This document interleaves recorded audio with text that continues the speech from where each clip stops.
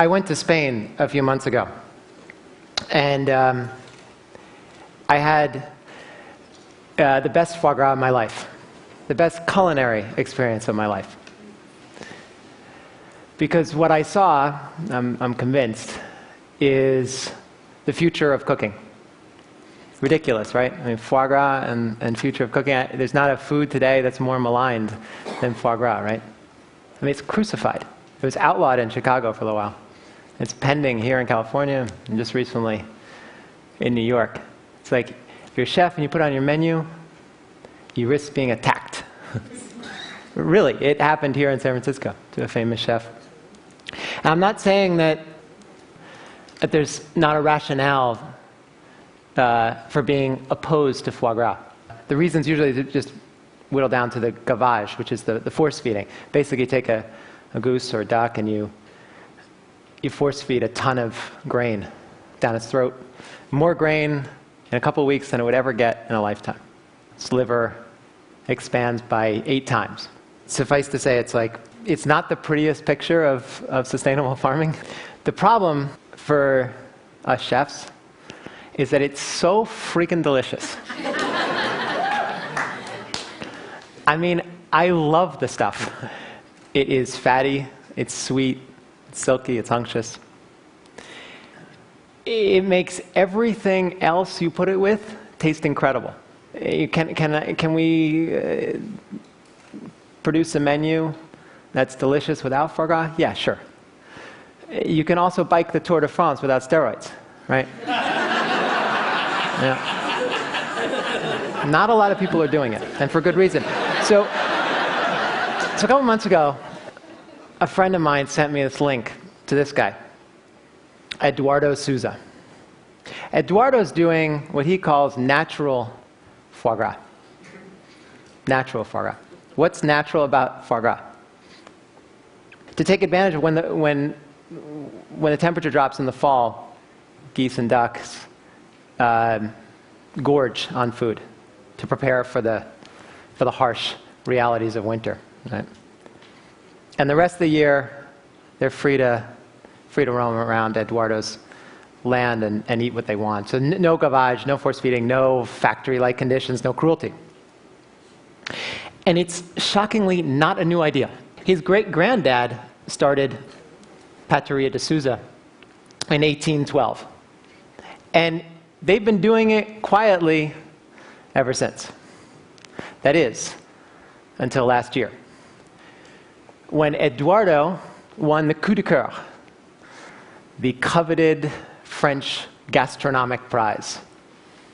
It's like the Olympics of food products. He placed first for his foie gras. Big, big problem. As he said to me, that really pissed the French off. Said it sort of gleefully. It was all over the papers. I read about it. It was in Le Monde. Spanish chef accused, and the French accused him, Spanish chef accused of cheating. They accused him of paying off the judges. They implicated actually the Spanish government, amazingly. Huh? Amazing. Huge scandal for a few weeks. Couldn't find a shred of evidence. You look at the guy, he doesn't look like a guy who's paying off French judges for his foie gras. So it died down, and then very soon afterwards, new controversy. He shouldn't win because it's not foie gras. It's not foie gras because it's not gavage. There's no force feeding. So by definition, he's lying and should be disqualified. As funny as it sounds articulated now and reading about it, actually, if we had talked about it before this controversy, I would have said, that's kind of true. You know, foie gras, by definition, force feeding, it's gavage, and that's what you get when you want foie gras. That is, until I went to Eduardo's farm in Extremadura, 50 miles north of Sevilla, right on the Portugal border. I saw firsthand a system that is incredibly complex, and then at the same time, everything beautiful in nature is utterly simple. And he said to me, really from the first moment, my MO, my life's work is to give the geese what they want. He repeated that about 50 times in the 2 days I was with him. I'm just here to give the geese what they want. Actually, when I showed up, he was lying down with the geese with his cell phone, taking pictures of them, like his children, in the grass. Amazing. He's really just in love with his geese. He's at one with it. He's the goose whisperer.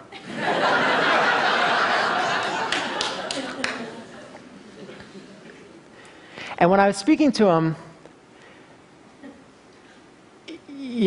I thought, like I'm speaking to you now, right? But after, sort of in the middle of my questions, my excited questions, because the more I got to know him and his system, the more excited this whole idea became, he kept going like this to me. And I thought, okay, excited Jew from New York, right? I'm talking a little too aggressively, whatever that. So, I slowed down. And finally, by the end of the day, I was like, Eduardo, like this. But he was still going like this. And I figured it out. And I was speaking too loudly. So I hushed my voice. I kind of asked these questions and chatted with him through a translator in kind of half whisper. And he stopped doing this, and amazingly, the geese who were on the other side of the paddock when I was around, get the hell away from this kid, when I lowered my voice, they all came right up to us. Right up to us, right up to here, right along the fence line. And the fence line was amazing in and of itself. The fence, this conception of fence that we have, it's totally backward with him. The electricity on this fiberglass fence is only on the outside. He rewired it. He invented it. I've never seen it. Have you? You fence in animals. You electrify the inside. He doesn't. He electrifies only the outside. Why? Because he said to me that he felt like the geese, and he proved this actually, not just a conceit. He proved this, that the geese felt manipulated when they were imprisoned in their little paddock. Even though they're imprisoned in this Garden of Eden with figs and olives and everything else, he felt like they felt manipulated. So he got rid of the electricity, he got rid of the current on the inside, and kept it on the outside so to protect them against coyotes and other predators. And what happened? They ate, and he showed me on a chart how they ate about 20% more feed to feed their livers. The landscape is incredible. I mean, his farm is incredible. It really is the Garden of Eden. There's figs and olives and everything else there for the taking. And it's the irony of ironies because Extremadura, the area, what does Extremadura mean? Extra hard land, right? Extra difficult, extra hard. But over 4 generations, he and his family have literally transformed this extra hard land into a tasting menu of great delights for these geese. And they are allowed to take whatever they want. Another irony, the double irony, is that on the figs and the olives, Eduardo can make more money selling those than he can the foie gras. He doesn't care. He lets them take what they want, and he says, usually, it's about 50%. They're very fair. The other 50%, he takes and he sells and he makes money on. Part of the income for his farm, a big part of his income for his farm. But he never controls it. They get what they want, they leave the rest for me, and I sell it. His biggest obstacle, really, was the marketplace, which demands these days bright yellow foie gras. That's how I've been trained. You want to look and see what good foie gras is, it's got to be bright yellow. It's the indication that it's best foie gras. Well, because he doesn't force feed, because he doesn't gavage tons of corn, his livers were pretty gray, or they were. But he found this wild plant called the lupin bush. Lupin bush, it's all around Extremadura. He let it go to seed. He took the seeds, he planted it on his 30 acres, all around. And the geese love the lupin bush, not for the bush, but for the seeds. And when they eat the seeds, their foie gras turns yellow. Radioactive yellow. Bright yellow. Of the highest quality foie gras yellow I've ever seen. So I'm listening to all this, and I'm like, is this guy for real? Is he making some of this up? Is he like, what? Because he seemed to have an answer for everything, and it was always nature. It was never him. It was always like, and I always like, I don't know, I always get a little like weirded out by people who deflect everything away from themselves, because really like they want you to look at themselves, right? But he deflected everything away from his ingenuity into working with his landscape. So it's like, here I am like on the fence about this guy, but increasingly eating up his every word. And we're sitting there, and I hear, like from a distance, I look over, and he grabs my arm, and the translator, and ducks us under a bush. Says, "Watch this." Shh, says again, for the 500th time to me, "Shh, watch this." There's a squadron of geese come over. And they're loud, getting louder, louder, louder, like really loud, right over us. And like airport traffic control, as they start to go past us, they're called back. Shh. And they're called back and back and back. And then they circle around. And his geese are calling up now to the wild geese. And the wild geese are calling down. And it's getting louder and louder. And then they circle and circle and they land. And I'm just like, no way. No way.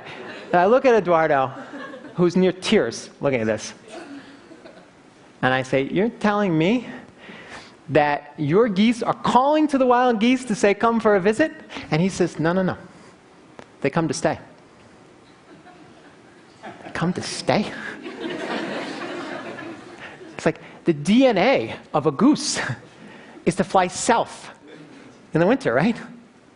I said that. I said, "Isn't that what they're put on this earth for? Fly south in the winter and north when it gets warmer?" I said, No. Their DNA is to find the conditions that are conducive to life, to happiness. They find it here. They don't need anything more.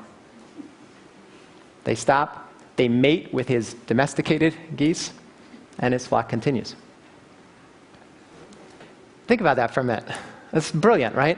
I mean, imagine a hog farm in like North Carolina, and a wild pig comes upon a factory farm and decides to stay. So how did it taste? We finally got to taste it before I left. He took me to his neighborhood restaurant, and he served me some of his foie gras, confit foie gras. It was incredible. And the problem with saying that, of course, is that, you know, at this point, it like risks hyperbole like really easily. And I'd like to make a metaphor, but I don't have one really. I was drinking this guy's Kool-Aid so much, he could have served me goose feathers, and I would have been like, "This guy's a genius." You know? I'm really in love with him at this point. But it truly was the best foie gras of my life, so much so that I don't think I had ever really had foie gras until that moment. I had something that was called foie gras. But this was transformative, really transformative. And I say to you, I might not stick to this, but I don't think I'll ever serve foie gras on my menu again because of that taste experience with Eduardo. It was sweet, it was unctuous, had all the qualities of foie gras, but its fat had a lot of integrity and a lot of honesty, and you could taste herbs, you could taste spices. I mean, I kept saying, I said, I swear to God I tasted star anise. I was sure of it, and I'm not like some super taster, but I can taste things. There's 100% star anise. No. And then I started like going down the spices, and then finally I was like, okay, salt and pepper. Thinking, he salted and peppered his liver, but no. He takes the liver, when he harvests the foie gras, he sticks them in this jar, and he confits it. No salt, no pepper, no oil, no spices. I said, what?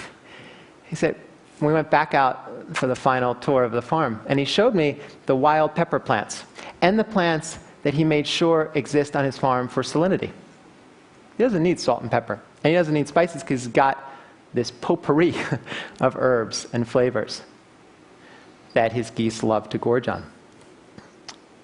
I turned to him like sort of at the end of the meal, and it's a question I'd asked several times, and he kind of hadn't answered me directly, but I said at the end of the meal, look, you're in Spain. Some of the greatest chefs in the world are in Ferran Adria, the preeminent chef of the world today, not that far from you. How come you don't give him this?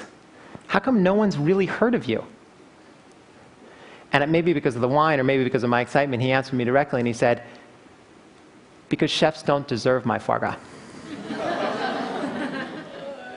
And he was right.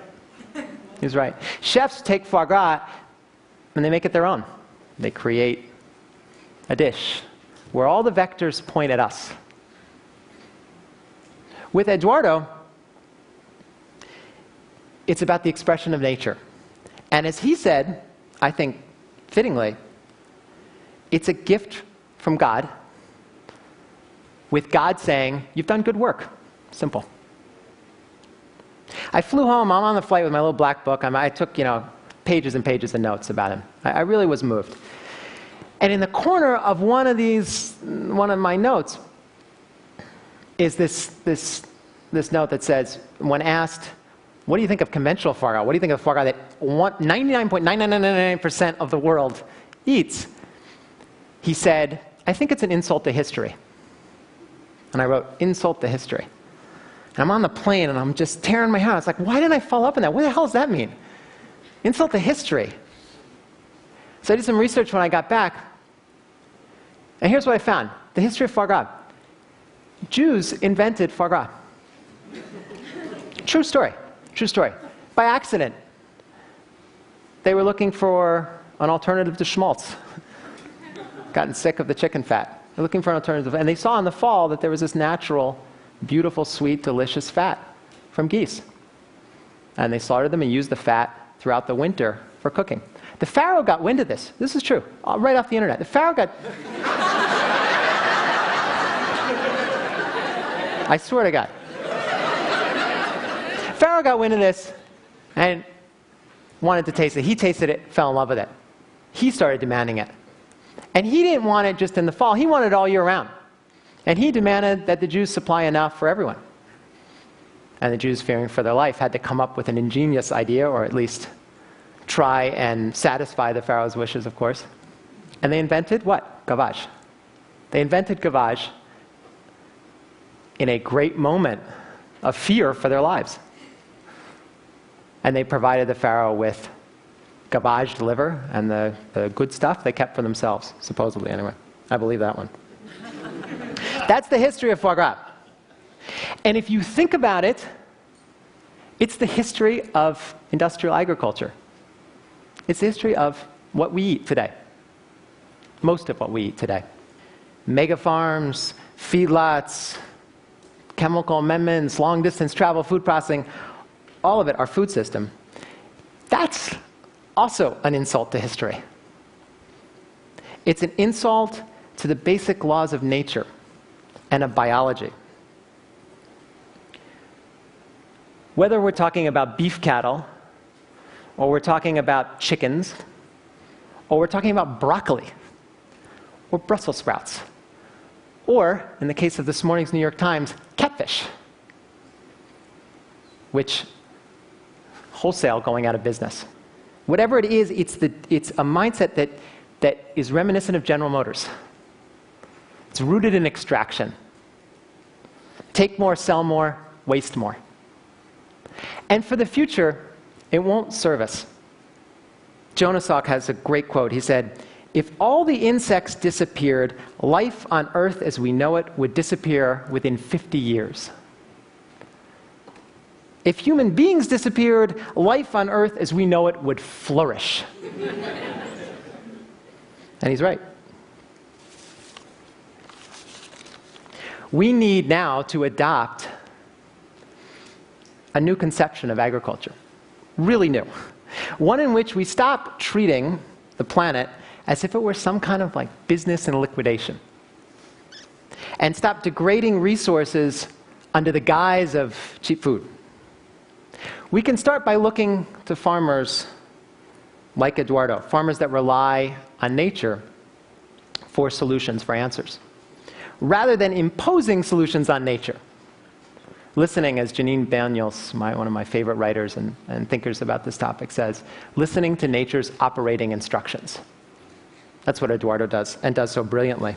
And what he showed me, and what he can show all of us, I think, is that the great thing for chefs, the great blessing for chefs, and for people that care about food and cooking, is that the most ecological choice for food is also the most ethical choice for food, whether we're talking about Brussels sprouts or foie gras. And it's also almost always, and I haven't found an example otherwise, but almost always the most delicious choice.